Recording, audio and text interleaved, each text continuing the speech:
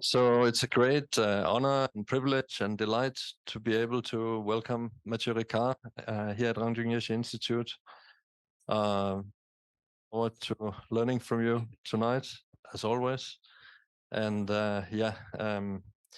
Matthieu is quite a formidable figure in the world of Tibetan Buddhism, the world at large, having studied with the greatest masters and become a really important exponent of Buddhist views and practices as a translator, as a teacher, meditator, as a humanitarian, and a scientist. So quite a rich array of qualities, and it's like to be able to welcome you tonight. Thank you.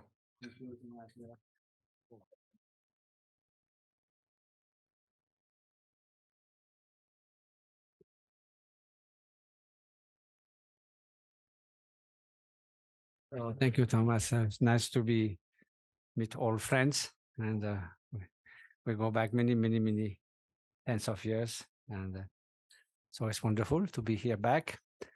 I remember when Kensei Moshe was staying sometime upstairs here, and all these fond memories of visiting each other and spending some time here.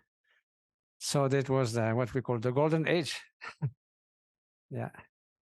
So it was really special. Kensei Moshe gave all the transmission of the Chogyur Rinpoche's Dharma, I think it's 1978 or something. And just a few months before that, Delusion Rinpoche had given all the Dharmas of his predecessor. So there was 4 months nonstop. And, it never snows from memory, I never remember snowing in Bodhnat.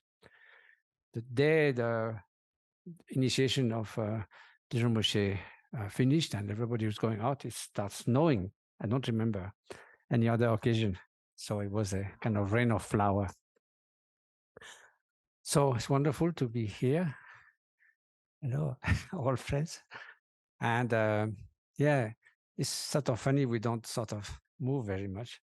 When I go out of the monastery, either I go to Namo Buddha or to the airport usually. So it's been far, Well, it's same in Dordogne, 2 sides of the hills, people don't visit too much each other once every few months. So anyway, I'm sorry that I'm going to distract you from your studies. I'm going to speak about a very general topic, but as you will probably realize, it's of course imbued at the core with the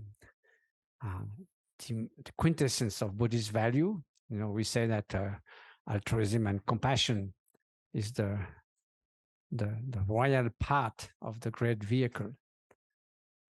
And, when it says when we reach the first bhumi, we see reality as it is. But what makes us then cross the other bhumis for bodhisattvas? It is the accumulation of merit and wisdom, but that is achieved through compassion, nothing else. So in fact, it's really at the heart of the Buddhist part, and especially the Mahayana part. So now if we want to contribute to, of course, to the society and the world, I remember one of the first time I attended in Dharamsala, the Mind and Life conferences in 2000. It was on destructive emotions, but middle of the week, in those days, it used to last for 5 full days with His Holiness. Yeah. At morning, the Lama said, well, it's all nice what we're discussing, but what can we really contribute to society? So at lunchtime, all the scientists got a brainstorm. And that's when the idea, although there was some very preliminary studies by Francisco Varela, had come to Dharamsala with some EEG and put them on the head of the monks to measure their brain activity, and they all laughed. And so Francisco thought that they laughed because they have never seen those electrodes, but they were laughing because it's no, the mind is here. What are you looking up there in the skull? So anyway, then there was we gathered all the scientists, and then the idea of having top scientists with the long-term meditators collaborating to fulfill His Holiness' wish took birth at that time. And then Richard Davidson made a pledge, and that in some years there would be a scientific paper with compassion in the title, because there had never been one in scientific literature so far. So it happens, of course, many times after that. So, this is part of contributing to society. And when we say we do that in schools and hospitals and in a secular way, it does, of course, we have to take the tools and whatever can be used and is common to all sentient beings. And of course, compassion is common and altruism is common to all sentient beings. We need it from the moment we're born till the moment we die. Why, Dharma or another spiritual path is something that we should choose in full knowledge of what we are doing and then pursue it with our full, energy. But compassion is not something basically intrinsically connected with religion. We can say it's almost the foundation for all religions to make sense. So if we could somehow go to a more altruistic society, it will go a long way to address some of the issues of the 21st century. So that's what I'm just going to share with you. And as a you had probably a long day of study, so it's like we need entertainment at the end. In France, they have this pool car company, share car. It's called BlaBlaCar. So I'm the Blabla monk, so let's go for it. Okay. So, yes. Oh, no, we don't see anything. What's wrong? Okay, let's start. Is something? Oh, good. So yes, how to go to an altruistic society. So first of all, it has to start with personal change. This is the wife of my first teacher, Kangyur Moshe. She was an extraordinarily luminous and compassionate person. Because if there's no personal change, how can you hope for a societal change? It's like saying, okay, we only have old withered flowers, but if you put many of them, that's going to be a beautiful garden. It doesn't work. Every flower has to be fresh and fragrant and beautiful and full of colors and healthy and so forth. And also, we cannot just change institutions. I remember meeting a French philosopher. I said, oh, your meditation is quite nice, but it's useless because you're never going to change institutions. And we are the same as Aristotle, human being. He thought that slavery is quite useful. Practically, you have 100 people making 1,000 happy, so it seems to be good. So we didn't become better human beings. We simply changed our institutions, and now slavery is abolished. So, I didn't know what to say on the spot. But then I thought later on, well, maybe our genes are the same. We know that human genes didn't change over 2,000 years. But what did change? Well, if we are born in a society and raised in a society where they say slavery is a total abomination, then definitely you will be shaped innerly in a different way. You will see that as something unacceptable. And neuroscience will tell you that your brain will change. Even the expression of your genes might change. So you are a different person. And if there are enough different persons, there's a critical mass, then those persons will change the institution.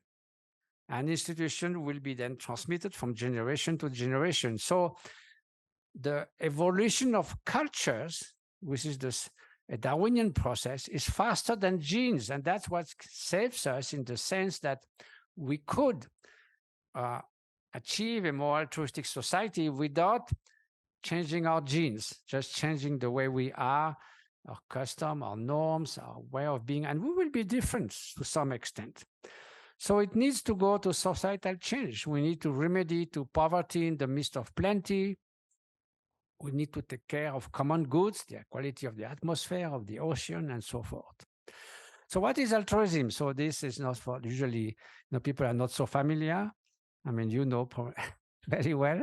I was surprised when the altruism book, I first wrote it in French. And when we went to US to find my publisher, went to US to find a publisher, one of the first we met was two women who were at a publishing house. And they said, we think that about 30% of Americans don't know what the word altruism means. I was really shocked. I mean, compassion, they might know, but altruism, apparently, many people don't know. So I told that to Daniel Batson, who is the world specialist on showing experimentally that authentic altruism does exist. He did that in lab for 30 years with very ingenious sort of, putting people in situation and very scientifically. And he said, well, even most psychologists don't know what altruism really means.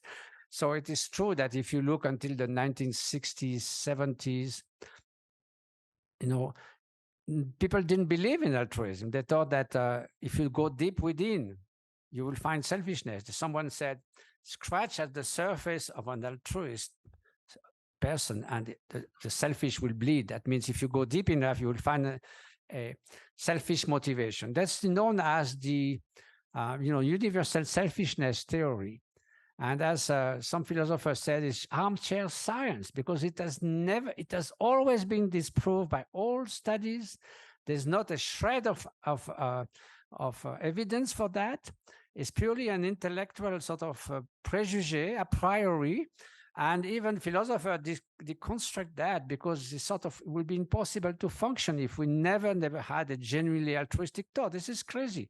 So fortunately, so as you know, it's wanting to bring happiness and the cause of happiness to others, while compassion is we could say, an application of unconditional benevolence, within the sphere of wanting every single sentient beings to find happiness and the cause of happiness. That's the most wider and general attitude. Now, of course, there are a lot of people who suffer. We all suffer at some point in our life. So when this benevolence meets with the situation of suffering, then it becomes compassion. It's the shape that altruism takes when encountering suffering. And it's the corresponding wish, may the suffering and the cause of suffering be relieved. Now, we need to have wisdom. That's the problem if we don't have. Blind compassion. Compassion without wisdom is blind, while compassion without action is sterile. But without wisdom, again, we may be full of good intention and do something that's eventually harmful.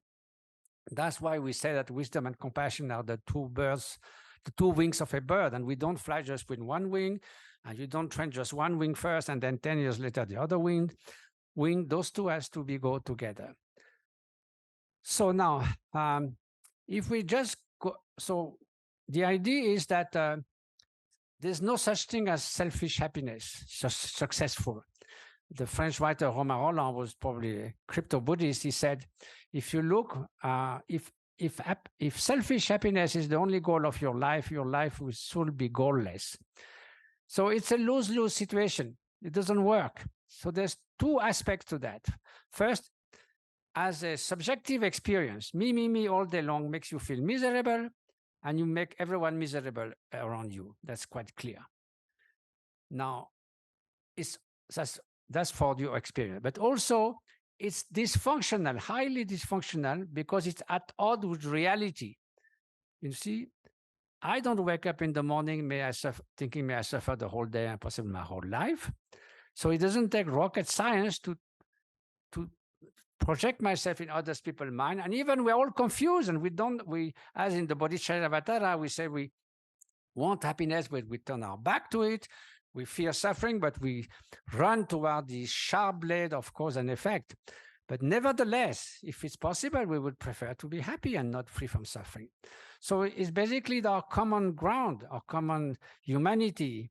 And so recognizing this kind of basic interdependence of not wanting to suffer means that if we recognize that in ourselves, then we will naturally think, okay, now I'm concerned with my happiness and not suffering. So therefore, I cannot do just anything that comes in my mind, keep my hand in the fire and hoping not to be burned. So then now ethics come in the picture when you think of others. Okay, if I also think that it's nice to be concerned by others, then there are certain things that I should do and not do if I don't want to inflict suffering on them, or if I want to bring them happiness. So then it becomes functional because it's attuned to reality. So both altruism is a win-win situation. This thing doesn't work. Okay, let's see. Yes. So just what I said. Now, understanding interdependence leads to increased consideration for others, because precisely we become aware of our common humanities, and even we could say, of course, common sentience with other sentient beings, the 8 million other species who are co-citizens in this world, and just like us, want to avoid suffering and find happiness.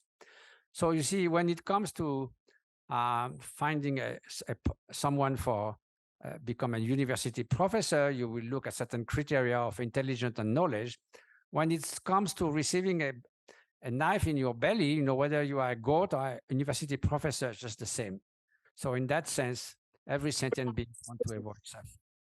So it's also a pragmatic answer to the challenges of our times. So that's a very important perspective. So not just personal experience. Why is that so? You see, one of the main challenges of the 21st century is to reconcile 3 time scale.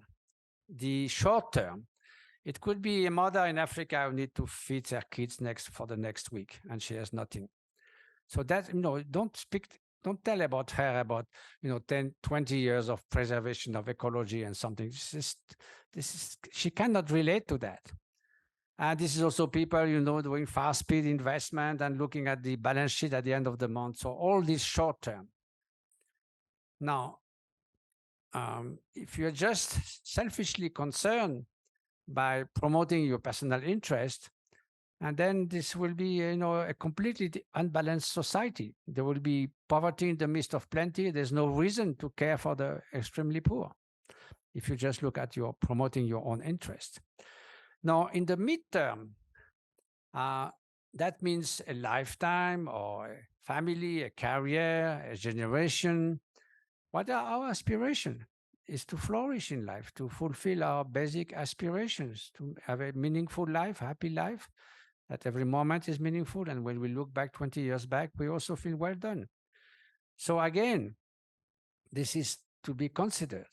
And then there's a new parameter, which is the long term. Why? Because 12,000 years ago or 10,000 years, we were about, we don't know exactly, of course, but a few millions on Earth, human beings, between 1 and 5, basically. Why? Because before that, the climate was very unstable. About 12,000 years ago, we entered the Holocene until recently, 1950. Climate was exceptionally stable. So hunter-gatherers, which are going all around with very little possession, whatever they could carry on their back, start to become sedentary. Then they could start making, cultivating the land, having livestock. When the first livestock developed, also slavery started to develop at the same time. You know, people were more powerful than others and so forth. Accumulation of wealth. Conflict, war started also, I mean, small wars started at that time. A group of people going to another group of people to seize their wealth and so forth.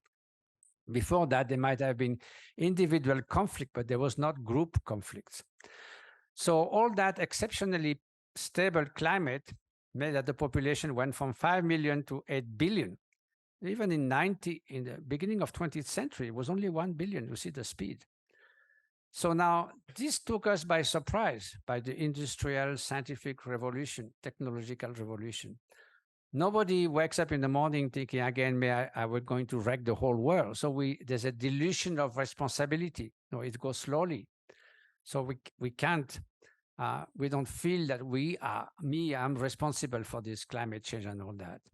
And it comes slowly. You know, evolution has equipped us to react to immediate danger. If I tell you, you know, the house is in fire now, or Indonesia is taking in fire, we all run, right? If we say in 30 years, we say, well, we'll see in 29 years.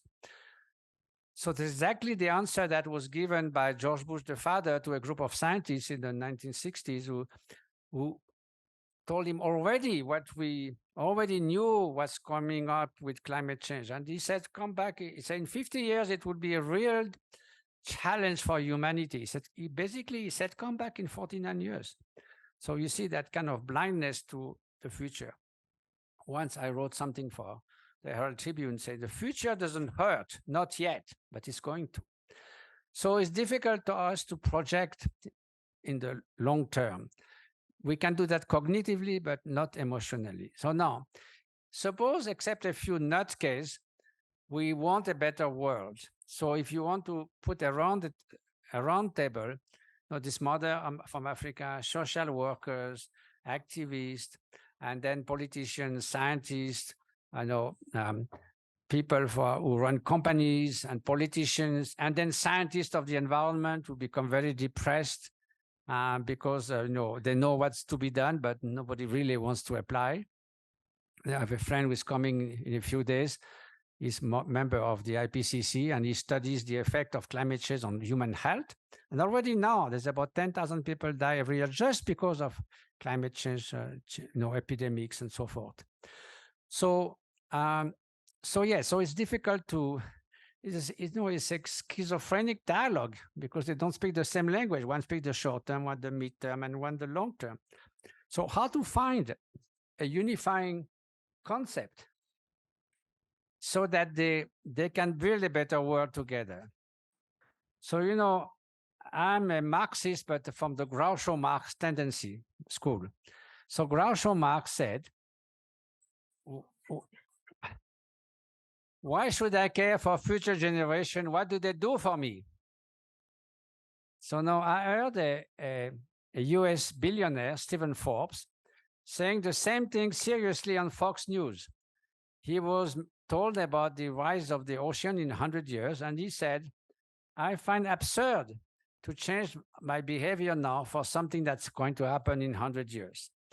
So this man probably doesn't have children, grandchildren, or he doesn't care for them. So now, selfishness, therefore, is not going to do the job. You agree? No. So the only concept is having more consideration for others. Hello. Okay. Hi. Oh. So you see, if you have more consideration for others, then you will care for poverty in the midst of plenty. There's an economist who came here actually a few years ago, Denis Snow. He said modern economy has been ruled by the so-called the voice of reason. They're supposed to pay reasonable, logical decision. It's completely not true, actually. Investors are very emotional. That has been shown in neuroscience. So the voice of reason dictates that you should privilege your self-interest. The Homo economicus is based on furthering personal preferences and interests. That's the definition. So of course, it's a very reductive definition of a human being. So Denis Snow said that voice of reason cannot deal with two of the major issues of our century. Poverty in the midst of plenty. If you don't care for others, why should you pay more somebody who makes T-shirts in Bangladesh that you sell in Europe? There's no reason. And then the second thing is common goods. Common goods, again, is the atmosphere. It is the oceans. It is also democracy and science. That means something that is global, and you could act as a free rider. You could benefit from advancements of science without contributing a dime. So you're a free rider. So common good needs to, and poverty in the midst of plenty. Those two things, at least, there must be others, require that you step out of that voice of reason that tells you privilege your self-immediate interest. Therefore, you bring the voice of care.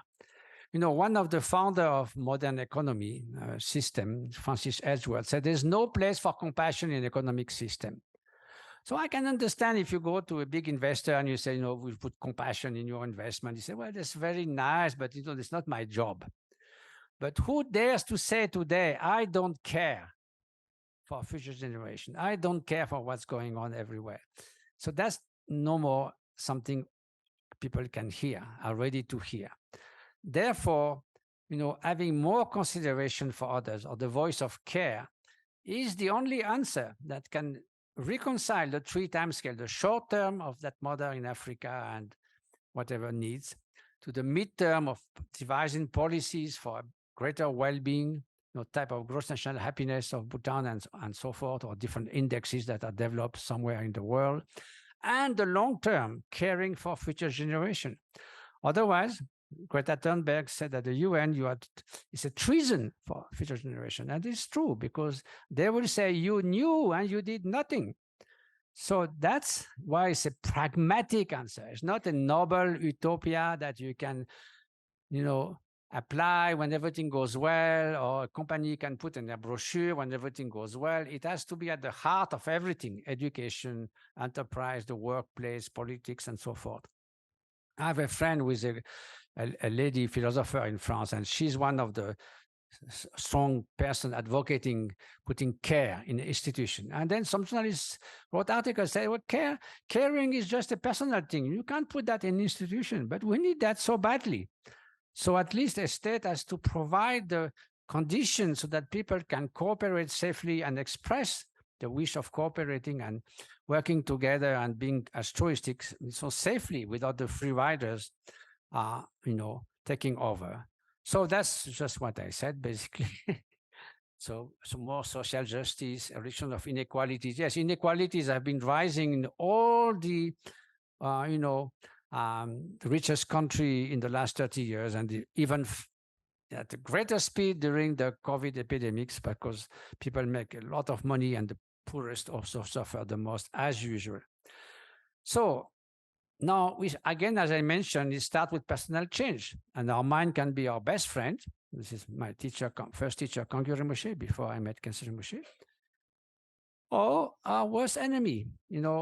If you look at the statistic of the WHO for the number of days where people can function in life, if you have a heart disease or a very severe life-threatening disease, you may survive or you may pass away, but usually you don't suffer. You are not, handicapped for 40 years. But mental disease, depression, schizophrenia, and now more and more Alzheimer as population is aging, all those related to mind problems is 40% of the average number of days in one's life, in people's life, that you become unable to function properly. And this is also not enough addressed, because like in England, there's only 10% budget for mental disease, while it doesn't correspond to the magnitude of the challenge.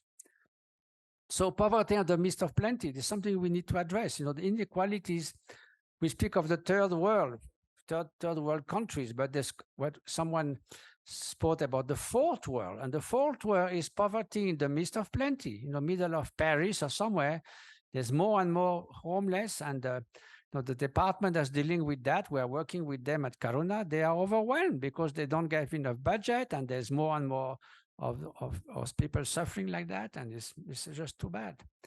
So we also abuse other species. They're typically in some very rich country, there are places like that with 10,000 chickens, and there's 10 people looking after them. So if there's any sickness, they kill them all at once, because they cannot see and examine them individually. And that's all the time like that. It's crazy, and we are so sentimental. There was all France got up at one point because a bad guy was throwing a little cat against a wall, and he videoed himself. And then every newspaper spoke about that. The same day, 50 million animals were killed behind the walls of slaughterhouses in horrendous conditions. And then, you don't speak about that. Those pigs, they spend their life in this. It's just like unbelievable. So we have so many ways. This is the bile bears in Mongolia and China. They spent 15 years like that. They puncture the bile from their gallbladder because they think it has medicinal virtues, which nobody has ever proved. But those bears, they suffer incredibly. And of course, hunting, and there's bullfights, still in France, and they think it's an art. The artist is probably not so happy in that case. And then, so we exhaust our planet as if it was unlimited resources. We know now by month of August, we exhausted all the renewable, part of the earth that could be renewed, we should be, we should use it every year, but now it's half of the year is already exhaust what can be, which can be recovered. So we are spending like, we are in debt. So, there was a head of state, I won't name that person, I don't know his name anyway, but I know the country, who said about his country, 5 years ago, we were at the edge of the precipice, now we made a big step forward. So if you make a big step forward there, you see where you get, okay? So the point is that this represents what a friend of mine called Johan Rockström and other scientists have called the planetary boundaries. So now in 1900, for all those factors that, the climate change, the nitrogen, biodiversity loss, you see the little dot in the middle, that yellow dot? That was the situation in 1900. So we were well within the limits. We could prolong the Holocene for another 50,000 years and humanity could flourish if it was reasonable. Then now 1950, I believe. And now this was 10 years ago, now it's even worse. So we're now vastly gone over the limit and some tipping points, sometimes we cannot go back. So that means we sort of risk losing that Holocene. So why? Why are we, one of my friends was professor at Harvard said, we said that intelligence is the specificity of human beings. He says, I think it's stupidity because there's not a single species which is actually making globally something that harms its own species. And that's what we are sort of doing. We're so smart. So there are people who have some theory like Freud.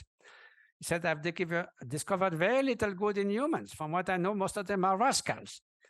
Well, if that's the case, then forget it, so he didn't know about Buddha nature, I guess.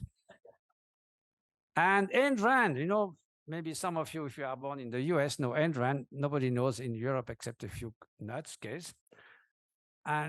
But she's very, very, she's very influential in the ultra-conservative,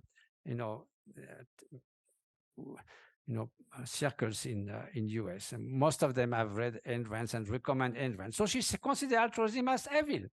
She said, in my system, altruism is immoral because it makes you a sacrificial beast. So, I mean, forget about that. So is it really the case that we are rascals and evil is, altruism is evil? Oh, well, I doubt that. Why?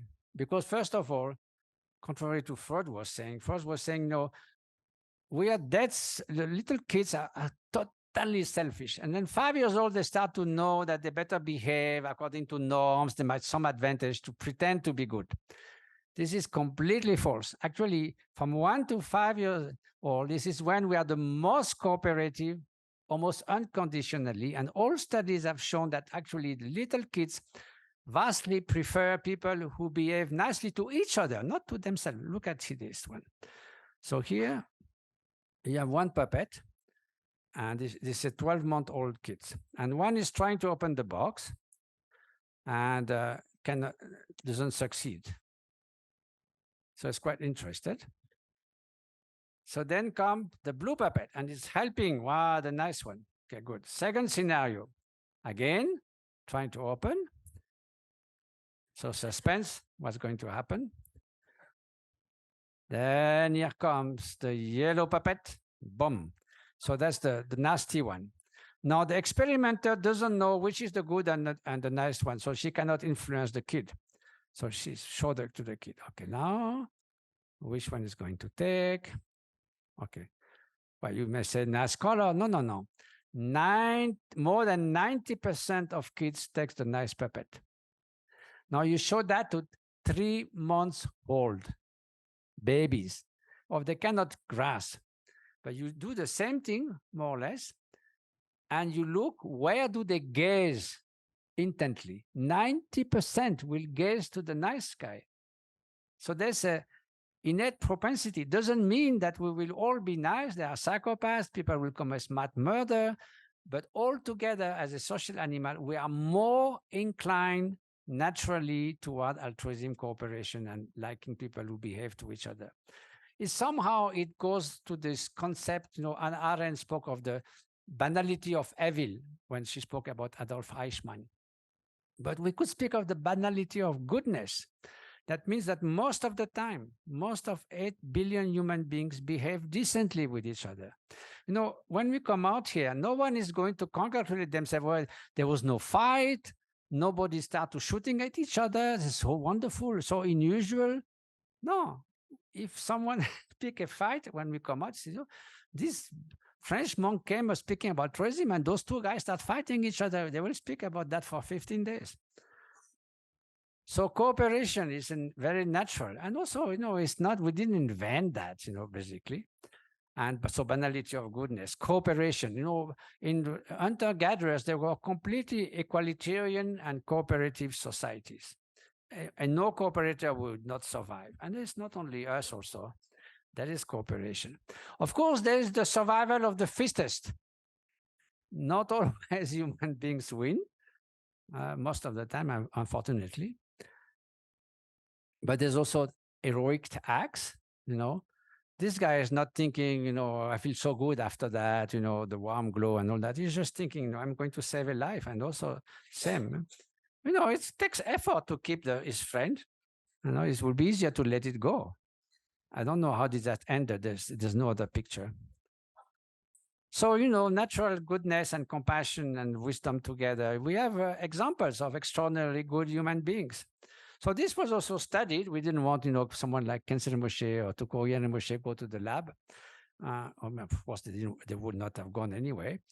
But, some of their students like Toku Chogyal and others, and Mingyur Rinpoche, of course, was very keen to collaborate. And the idea was following that meeting in 2000 to see, with long-term meditator first, if there was any difference in the brain, because there was no difference with someone like Mingyur Rinpoche who did 60,000 hours of meditation by the age 30, then what's the point looking at someone who did 2 weeks of mindfulness, So, but the thing is, they found something drastically different. So then you ask, okay, how long does it take? Just the last 500 hours, you got all that? Or you got everything at the beginning that just relax? Or it's just a progression? And the answer is there is a progression.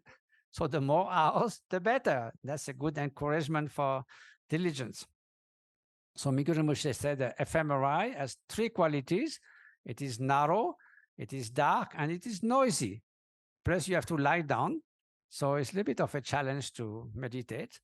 Here I come, the first time I went to Richie Davidson's lab, I spent 2.5 hours in fMRI. And as Richie said, people don't smile usually when they come out of. I thought it's very nice, little retreat. Nobody was bothering me. I could do what I want. So just to give you a quick idea, you see the graph down there below. Everyone is asking to rest, meditators and novice meditators. Novice meditator means people who were given instruction on basic compassion for 2 weeks, 20 minutes a day. Now, if they were doing for 2 months, there will be some change. I think just 1 week. So then they come to the lab and we measure with EEG their activation when they are asked to engage in unconditional compassion. So at the rest state, the pink line, nothing happened. In the meditation state, nothing happened. It's normal because they are not trained. Now, if you look at the upper graph, the yellow pink is the meditator at rest. And when they engage in compassion meditation, there's a huge activation in the gamma frequency. It was much like 100 times bigger than anything that was previously reported in neuroscience. So there was a paper in the Proceedings of National Academy of Science, the PNAS, that was the most downloaded paper, I think it's 2003 or 13, I forgot. 2003, I think. So that's the, the stupid thing about the happiest person in the world. They started with that, can you imagine? So stupid. Anyway, so this is fMRI, long-term meditators on the left. On the left, yes, is when they rest, and this pink, the yellow dots, it's when there's several areas that are strongly activated when they engage in compassion. Now, at the same time, the novice, you see no difference between rest and meditation. Now, if they were doing so okay, that's this change. Now, good news. We don't need to spend 50,000 hours. to have at least some difference.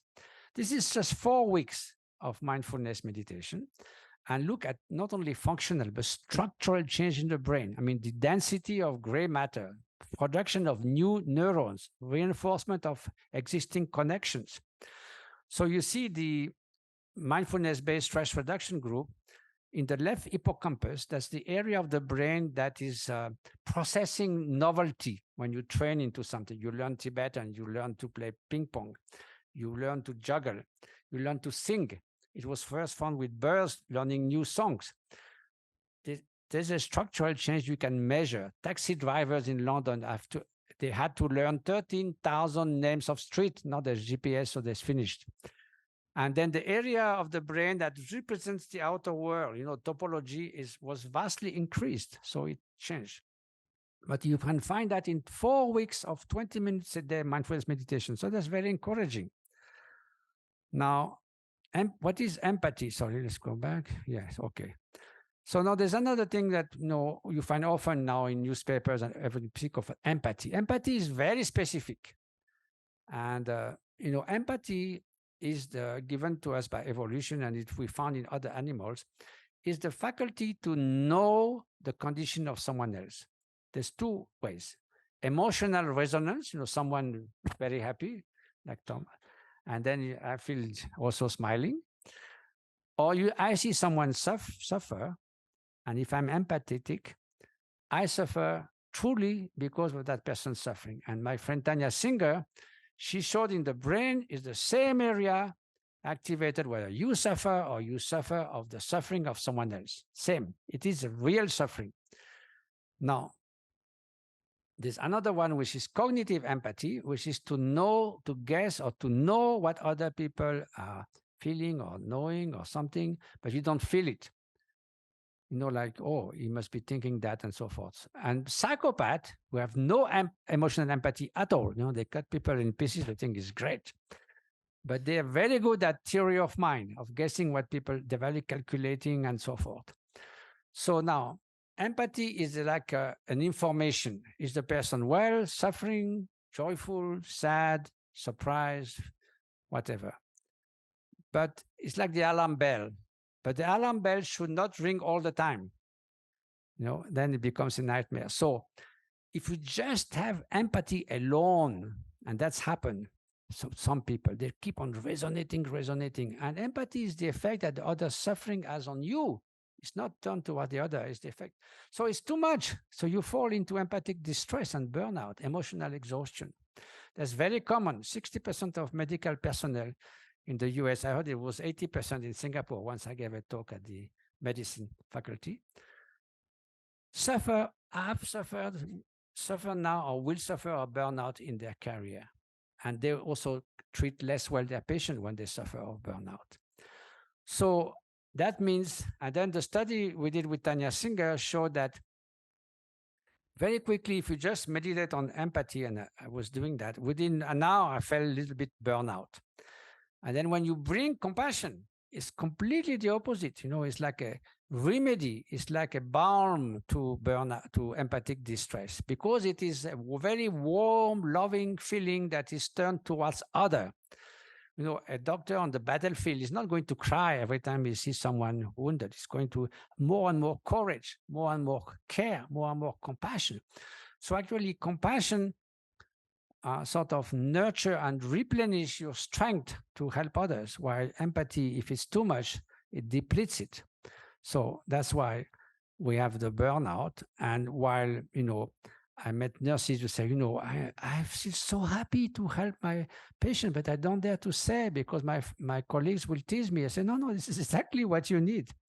And in the brain, it was shown that empathy and compassion, that's the work I participated in with Tanya Singer, different areas. So it's a different mechanism. So we got a letter, Tanya Singer and I, from a guy who said, you are ruining my career. I'm the chief empathy officer in the company. So if you say it's different, and it's terrible, how you dare? So we reply, if it's just a matter of words, we could change that. But unfortunately, it is very different. So the solution is rename yourself Chief Compassion Officer and everything will be fine. So as I mentioned earlier, you know, there's a possible to bring a cultural change that's faster than genes. Now look at the attitude towards war.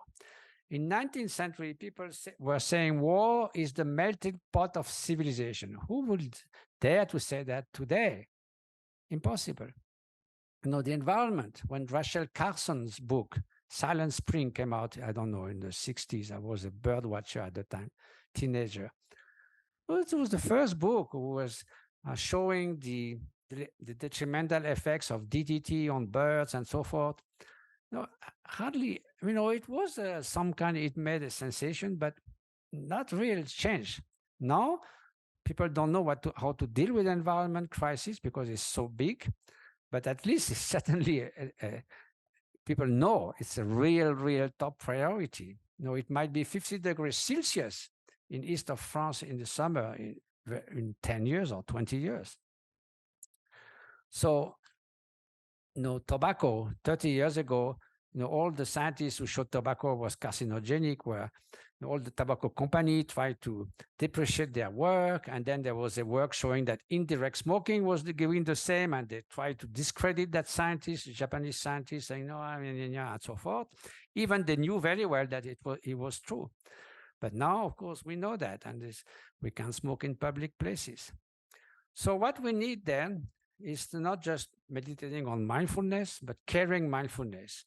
Because, you know, a sniper could be very mindful, you know, his attention, he should bring back his attention to what he's supposed to kill. He should be non-judgmental because, you know, he be told to kill that guy, so no judgment. And he should be non-emotional. So he is technically in a state of mindfulness. So I told that to my friend John Kabat-Zinn. He was a bit upset. But I said, no. But he said, of course, when they do the training, they bring compassion and so forth. But I said, why don't you bring it from the start? You get 2 from the price of 1. So he speaks often. Of course, himself is a wonderful, caring person. But you could imagine this being misused to make you more productive at work and not caring. So caring mindfulness, I think, is important. So now also this goes to education. You know, if you want to cultural change, education, as Aristophanes said, is not just filling a vase with information and so forth, but also lighting a flame. And that's what you are doing here, the flame of wanting to become enlightened and serve sentient beings. And we need to go to sustainable harmony, because sustainable development is a bit suspicious, you know, because always people think more quantitative development when we need qualitative to do better with less. You know, today, average American citizen emit 200 times more CO2 than a Zambian, a Qatari 2,000 more times than an Afghani. So this doesn't work. So sustainable harmony now is having more social justice. In the long term is remaining in equilibrium with our environment. Then we can do something. So it needs to add voluntary simplicity. You know, mostly is the crisis of the superfluous. You know, it is the rich nation who are making the most damage. You know, again, 200 times more than a Zambian, because there's 2 cars for 3 people in the US. That's not unsustainable. So it is this excess of unnecessary, you know, luxury and superfluous consumption that create the crisis. It's not the people in Zambia that are causing climate change.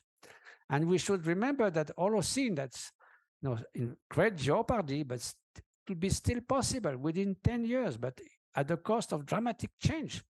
Is like our Eden, because this is what we could continue to flourish. If the temperature goes to 3 or even 4 degrees, the human population will be reduced at the end of the century to 1 billion. And it's not because of, you know, all of them becoming nuns and monks or birth control. It's because of incredible famines, suffering, conflict, and so not something, immense suffering. So we might say we will start again, raise from our ashes, but at the cost of how much suffering that could be avoided. So we need caring economics where there's a balance, the triple index of environmental wealth, social wealth, and financial wealth. That's the idea of the gross national happiness. It's not just be happy, it's to balance social, like for instance, to include volunteering in the GDP. In France, it's 10% of the economy is people who volunteer. That's not included in the GDP, but they include prostitution and drug trafficking, and so that's crazy. And then, Bhutan has 10 times their GDP in forest, untouched forest. 60% of the land is natural coverage, is in the constitution. So that's environmental wealth. If they sell it, then in 10 years, it will be all devastated and they will get a lot of money. But now it's not the case. No, it's the GDP. And the one who invented that concept, the economist Kuznets, after the 1929 crisis, in 1930, he spoke about GDP. He said this is a measure of financial transaction. There's no way it can measure the well-being of a nation, but unfortunately, it didn't go. So our good news is if you have spending money on others promotes happiness. So that's they've been studied in 30 countries, and people who give lot or little compared to those who give nothing, they're significantly happier. So that's why also the French writer Jules Renard said, if money doesn't bring happiness, give it away. So we need local commitment. We don't feel to need powerless. We start with 1% change. I met Stéphane Hessel. He was one of the 10 persons who wrote the Universal Declaration of Human Rights. He was 90. He came to meet the Dalai Lama. Now, those 10 people, they redacted that. They managed somehow to have it, passed and adopted. Universal Declaration of Human Rights. It's not showing so much back. So it is possible to personal commitment to bring some change, and we should not underestimate the power of ideas. And then feeling at the same time global responsibility.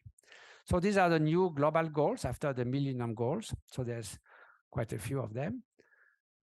And we need to extend altruism to 8 million other species. Nowadays, in many civilizations, we are everything, they are nothing. I'll give you just a number, which is really striking. We estimate, but not me, but some people did, that the number of Homo sapiens that ever lived on Earth is 120 billion. Again, because 10,000 years ago, there was only a few million. And at some point, because of climate extremes, human species became reduced to 40,000 in Africa. So we almost didn't make it. So we're all cousins now. So in a way, yes, what I was saying. Yes. So yes, so 120 billion. That's the number of animals, sea and land animals, we kill every 2 months. Every 2 months, 2 months after 2 months after 2 months, again and again. So you see, a genocide means to eradicate a particular ethnic group, race, or religious belief. But this is not like that. They want to raise it again and again, to kill them again and again, endlessly, and the number are staggering. So this is mass killing, basically, because they are sentient beings. Now, there's Cambridge Declaration of Consciousness that most of large animals have a consciousness, they have emotions, they are very smart.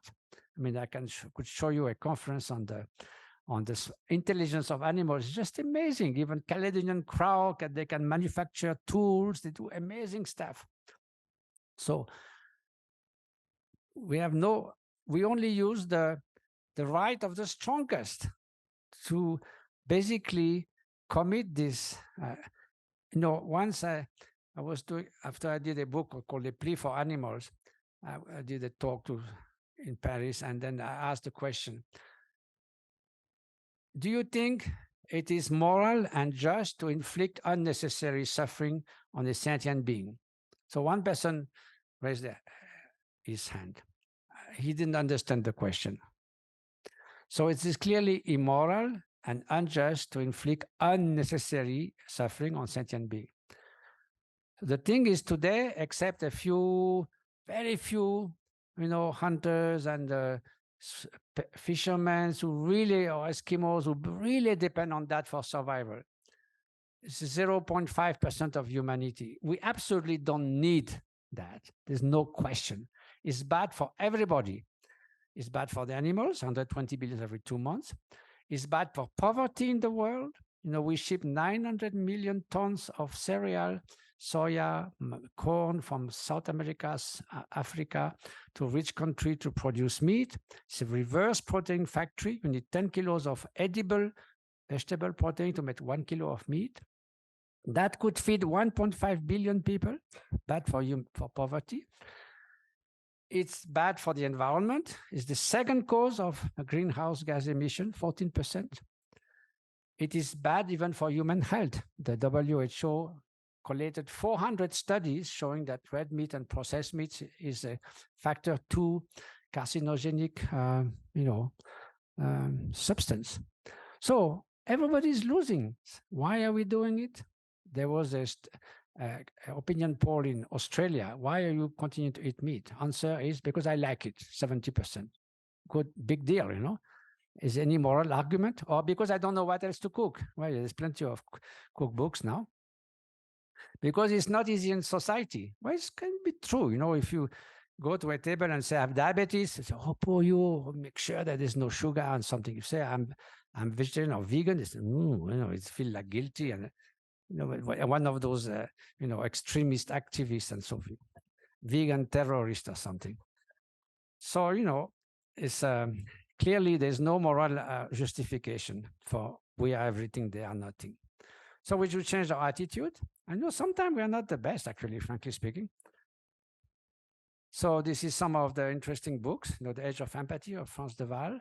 Altruism in Humans, it's Daniel Batson, is a result of 30 years of research. Supercooperator, yes, it's a very interesting study on evolution. It's a mathematician.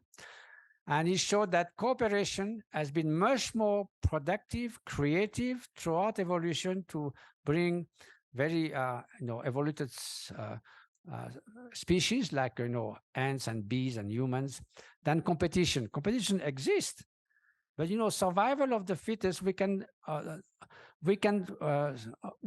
sort of, the fight for survival, we can fight together instead of against each other. So it shows that not only cooperation is a great, important factor, the other law of the jungle. Not only that, but we could articulate 5 factors that why an altruistic society could prosper, because altruistic people tend to cooperate and they like to work together, while selfish people, they kick each other's leg all the time, so they never work together. So if, as a group, altruistic would have an advantage. So that's a few books that you don't need to read. One is the Beyond the Self is a book on the neuroscience of all this research. And now we try to put compassion in action now for 23 years. We started the Karuna Sechen. So we started in Tibet. We had 80 projects in Tibet. This is a school for 26 villages, 1,000 kids. And we build bridges. Can you see the driver is reciting his mantra very fast? Because there was no road. So now we build 20 bridges in Tibet, home for the elderly, and they're quickly quite happy. And we acted during the earthquake in Yushu. We bought 20 trucks. We built an earthquake-resisting school at 700 meters of altitude. Here we had session clinic. Now we dispatch in the poorer areas of Nepal, but for 20 years it was there. During the earthquake, we helped 200,000 victims in 600 villages. We bought 600 tons of rice and I don't know how many tents and so forth. We built a big clinic in Jharkhand, in one of the poorest state of India. There's a lot of minerals, but it's very poor. It's tribals, so they are very much exploited. So we have now one clinic in Bodh Gaya, one in Jharkhand, and mobile clinics going to hundreds of villages. We do literacy for adult women so that they can sign their names, they can open a bank account for their kids instead of the husband drinking everything. We do preschooler intervention with cooperative learning. In Nepal, we used to build bamboo schools. There was one in Jorpati. And that guy, Utami, was kind of a genius, but too disorganized. So we built 8 schools, but then we let him continue. And then, so we food security, economic development, and environment, And voila. And so this is a little girl in Tibet, in one of nearby one clinic we built. And I found her 8 years later. And I showed her, that photo, we use it on posters and so forth. I said it has been seen by hundreds, thousands of people. When I showed her that when she was older, she looked at me and said, this guy is completely nuts. Why should they look at my photo? But she's so sweet. She gave me a big smile again. So Victor Hugo wrote, nothing is more powerful than an idea whose time has come. And, of course, not only me, that will be quite useless, but quite a few people from all walks of life believe that compassion and altruism is that powerful idea, and cooperation, of course. So this is our organization, and that's it. Voila.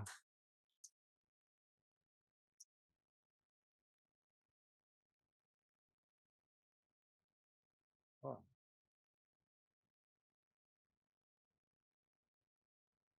What's going on now? Thank you so much, Matthieu. Time for maybe 1 or 2 questions. Sure. Okay, anyone? Question? Someone on the first row. Yeah. When you mentioned when you were in MIT doing that research. No, fMRI, not yeah, MIT. Yeah, but okay. And then you mentioned difference when you rest, when you meditate. Yes. What is the difference that because you see, in fMRI, you cannot measure absolute values. If you just meditate all the time, it's useless. They have to measure differences because it has to do with the difference in blood flow and all kinds of things. So that's why you have to rest for 30 seconds to usually 30 seconds. And then you engage in the state, whatever it, attention, meditation, awareness. I mean, compassion, awareness could be anything. We tried beginning devotion and all kinds of things, fearlessness, but that was not very promising for putting in school, guru devotion in school, that's not going to work. So we focused on attention, focus attention, what we call, what they call that? Open presence is a name for awareness. It's more than mindfulness, and then compassion. So those 3 we worked. So you do that for 2 minutes, and then it turned out that we can, within 30 seconds generate whatever you can, whatever is your present capacity. It's quite fast. You don't need to warm up for 20 minutes. Actually, we got distracted otherwise. So we do like 30 seconds to 1 minute, 30 seconds, 1 minute, 30, 50 times. That's why we stay long time. Then they average all that, and they eliminate the noise, and then they can see the difference. So that's for functional change. Now, structural change, they do a structural scan, which is quite different. You don't do anything. They just you stay for 20 minutes in your brain, and it's a very precise structure of the brain. You don't have to, because it's long term, it's the way your brain is, so you don't have to engage in any activity. It's the structure of your brain, like your muscles. If your muscles have grown because you did some weightlifting, you don't have to weight lift to show that your muscle is big like that. Yeah, you just show it. So like that.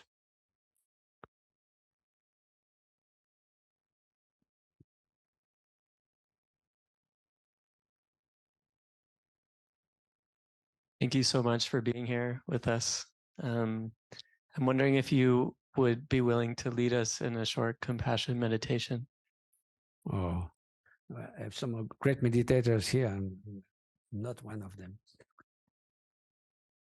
No, it's very simple. I don't know why people make such big fuss about meditation. It means cultivating our familiar organization.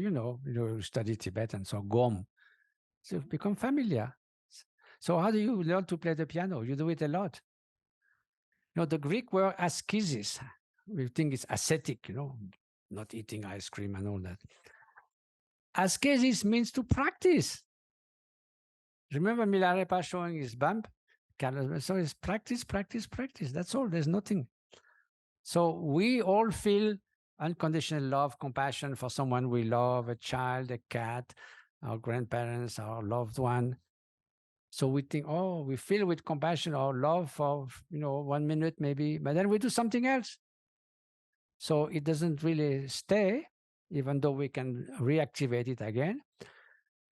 So the only difference is you keep that, take that state, let it fill your mental landscape, and then you nurture it for half an hour or 5 hours if you want. When it declines, you come back to it.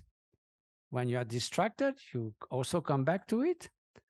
If it's sort of become dull, you revive it to get its full color and quality and intensity. So it's just, anyway, making sure that you maintain that optimal state of unconditional compassion for 10 minutes, 15 minutes, and you do that every day, and you do that every month, and you do that every year, and then things change. So basically, you generate that, starting with a person, extending it to further person, like a child and other children, then why stopping at 13 years old? So, and then why only those you know and treat you well? Why not strangers? And then at the end, the difficult case, how can you deal with Bashar al-Assad and all those guys? So you don't wish them to succeed, but you may wish that the hatred, the cruelty, the contempt and whatever makes them act in such way, may that disappear, or may the culture we brought such people up may be changed. So that's wish you can make. Like a skillful physician, if it's a mad person, he's going to control that person for a while and then see how can I treat that person. Not going to take a stick and try to bash that person's head. So that's that. You just bring that up and nurture it. So that's all I can say. So I've actually said it. Now the next step is to stay silent for 1 hour, which you can do tonight. Yes. Meditation is about silence. So the rest is all blah blah. So of course, once you get the idea, so you have the idea. You all know that. Yes. No mystery. You can read like The Heart of Compassion of Kensei Rinpoche and many other teaching, Bodhisattva, of course, 37 practice of Bodhisattva. It's all there.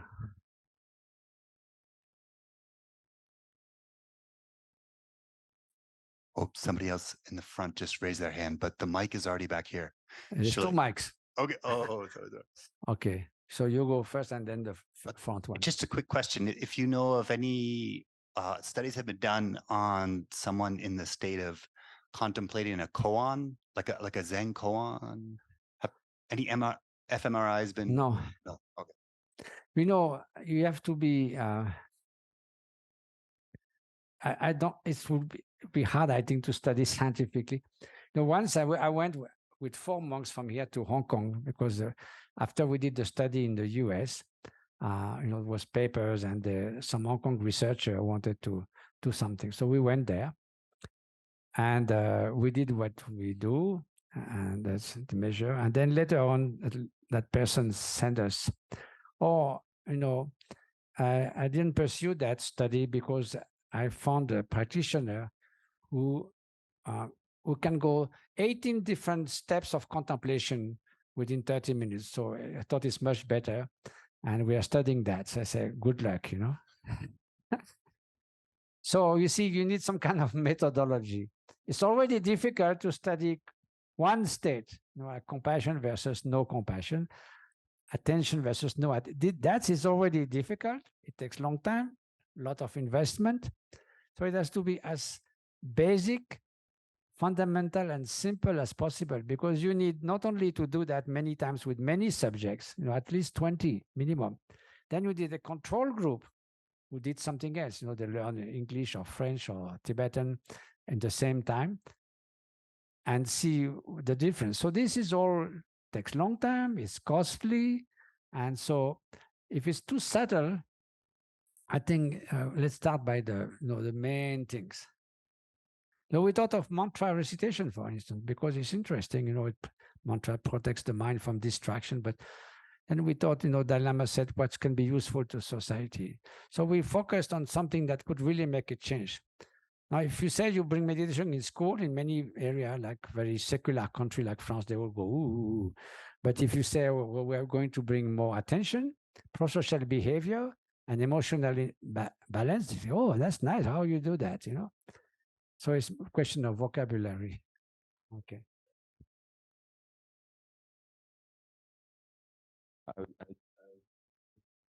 Working.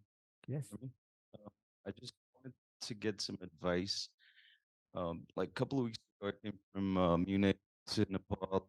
To do what? A couple of weeks ago, I arrived from Munich to Nepal, and I had Kuwait.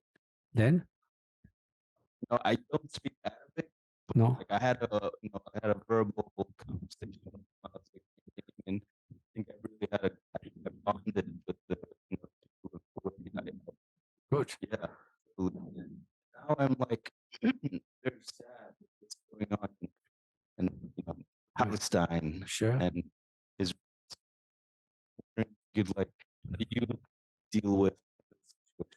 Well, just for Arabic, there's one good news is that Kenshimochi's Heart of Compassion was translated in Arabic by somebody. So I got the text, I can't read it.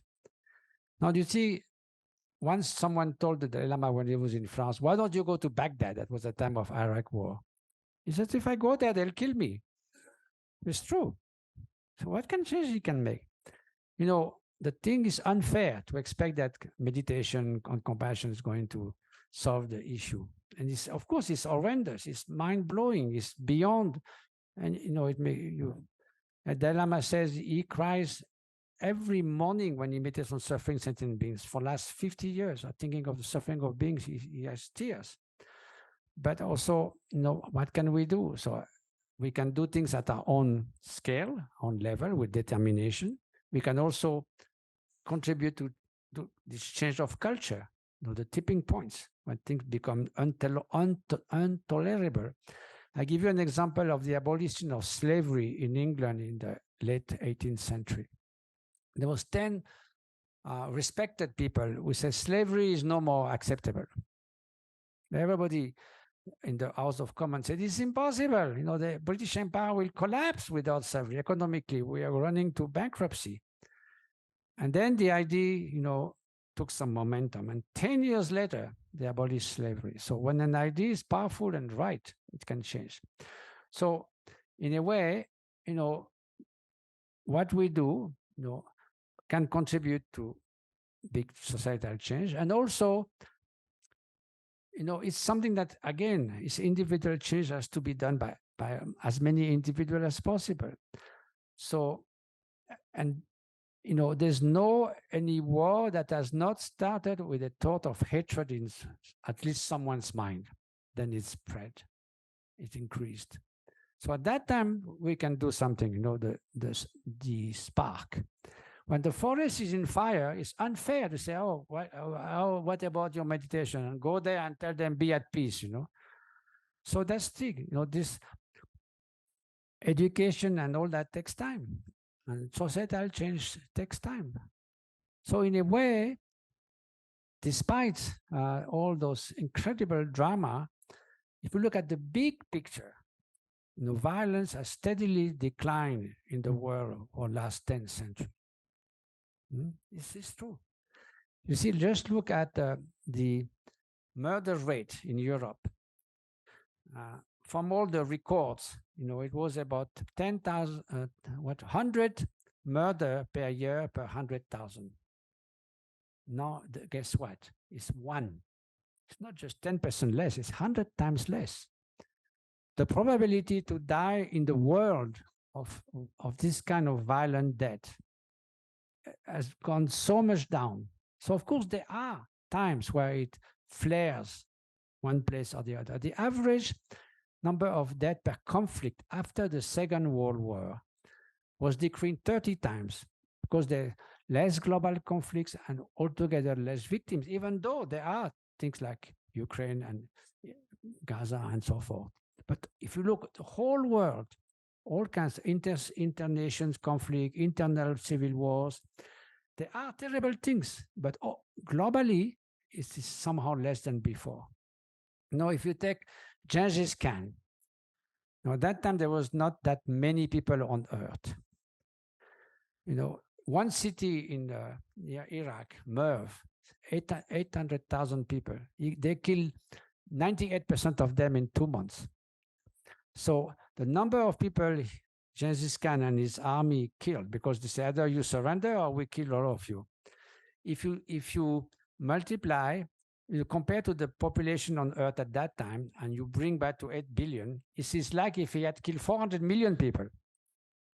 So relatively, the likelihood that we have to die, we may die of violent death, is much less now, even though there's all these things. So this is due to a number of factors. There's a book of Steven Pinker, the Better Angels of Our Nature, Decline of Violence Over Centuries. There's several factors. Democracy. No, it's always happened in states that has lacked democracy. There's also the status of women. It's one clear factor. The lower it is, the more risk of conflict, because they have no power. They have 10 kids, and the kids go all over the place, and they cannot control. The number of exchange with other countries, the more insular you are, the more likely you go into conflict. Because in Europe, in the Middle Age, there was 500 entities, political entities, and they were constantly fighting with each other, invading one, and then a few years later, they will invade back, maim the peasants and all that. Now, and under Napoleon, there's 200 entities. Now there's 50, mostly at peace. No, it's very unlikely that within European Union that Belgium is going to go at war with Italy. It's very unlikely.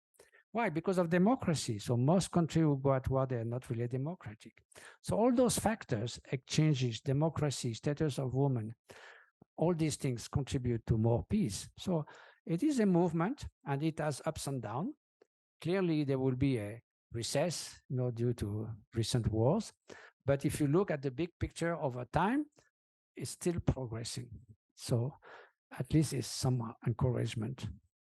But again, climate change could jeopardize the whole thing, because if there's famines and all that, you can stop people from moving. Okay. Sure. Okay, let's do, then finish.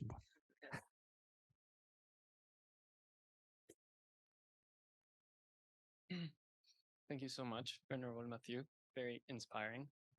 Please keep the mic. Oh, yeah. My question is about, well, I've seen in myself and in many others that there's conceptual or intellectual understanding about what has to be done in order to address, well, the many crises that we are faced with. But there's a inability to translate that into practice, into actual, living practice. So could you please offer some advice as to how to convert that intellectual understanding into?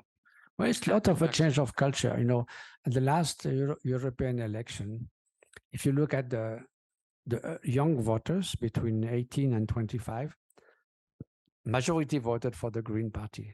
They would have been elected the complete majority of European Parliament if it was just the young generation. But if you look at the priority for the last presidential election in France, environment was just number 6. Number 1 is cost of living and all these things. So it is a generational issue a lot in terms of acting. And the scientists know, the young people, they know what they are going to suffer. And the more we go, the more the people will suffer. So, it's the same thing. It's emotionally, we are not equipped to react to long term. So now long term is getting close. So now people really start to say, oh these storms and heat waves. And so now it starts to heat, to harm, to hurt. So then they start moving a little bit. But then also there are tipping points where you cannot go back, or it will take 100 years to reverse. So that's, I had a friend who is a great aerial photographer. He photographed the Earth for many, for 3 decades now, and he stopped flying now. And he said it's too late to be pessimistic, because otherwise we do nothing. But unfortunately, I used to quote him, and he said, no, I don't say that anymore. So it is a bleak picture. And scientists like Johan Rostrom say we have 7-8 years. So it's possible. And when you say that, people say it's possible. So they'll do something. But if it's possible, if you do something drastic, it is possible, but it's not just about just going to do the same. So that I think 2021 was again the highest CO2. So we're not getting there. What to do? I don't know. As the Lama said, young people, is your problem. I'm 77, so I won't die in a heat wave, I guess. Okay. Thank you so much for these teachings. Given as what you've just said, global consumption is going up, and the tools that we even rely on to reduce consumption, like electric vehicles, these are mined in bad conditions. We don't know how to recycle the lithium batteries. All of the technology that we rely upon, like they're resourced from mines and where they're like unethical mining practices are going on, and our tools are being built in practices that are built on human suffering. What do you recommend is actions that we personally can take? Yes.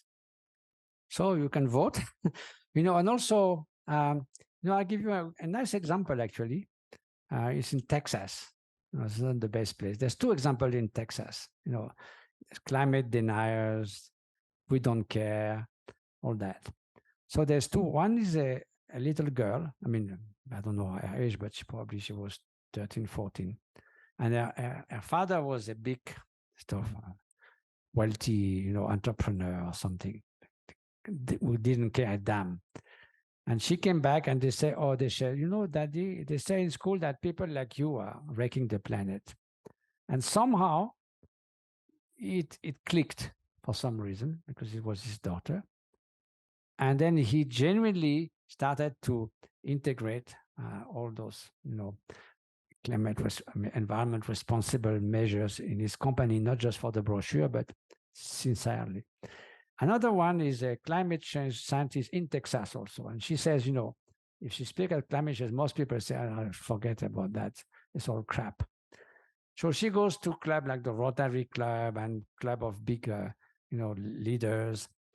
And she said, we have a big problem here, isn't it? All the rivers are going dry. I say, oh, that's terrible. All the cattle is dying and all that. Oh, that's terrible. So gradually, by starting with something that actually really affects people, so they go back from the example to step by step, not directly to climate change, but leading to that step by step. And eventually, she managed to make the whole connection all the way, and they start saying, well, maybe it makes sense, So I think this her motto is address things that really matters in people's life where you are, or in your society, in your environment, in your community, and from that motivation can grow. Don't with the big thing, there's just too much for them. Yes, because also again, delusion of responsibility. I was in Bhutan, and there are, I think, 2,000 lakes that had no name 30 years ago because they didn't exist. So we went on the glaciers. There's a documentary that's coming to come out in France and Germany. So, they did nothing. There's the only one of the two countries which is carbon negative in the world, with Suriname.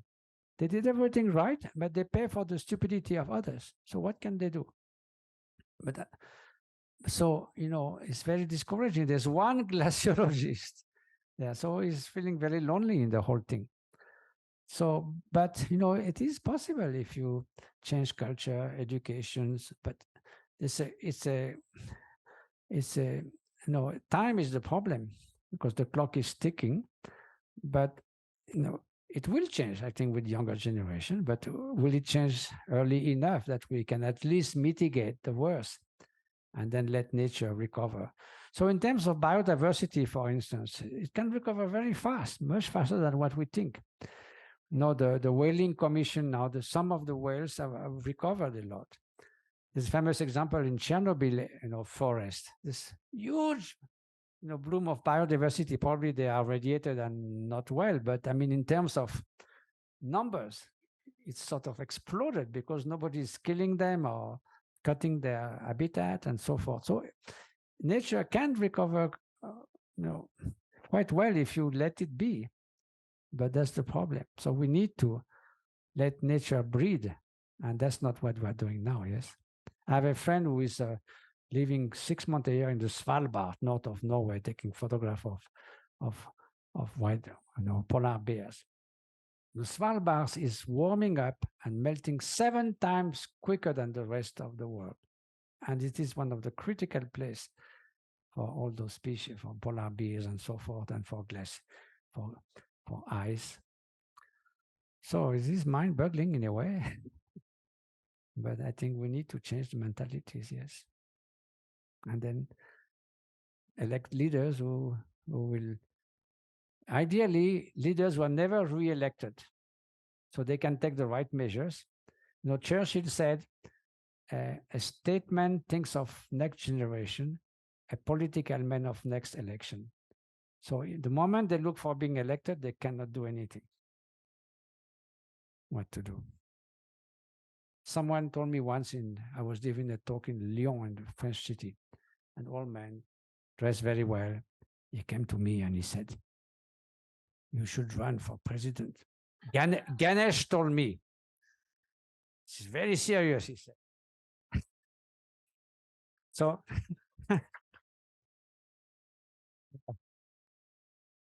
well, I'm not sure I'll follow Ganesh advice. Thank you so much. So, just one thing. And it's so wonderful that you are, studying happily, diligently, the wonderful things. Now that can make a change, in the world. So thank you, all the teachers, those who conceived that, our Rinpoches and the students who come, and all those who made everything possible. It's a fantastic undertaking, and rejoice from the heart. Activities. Thank you.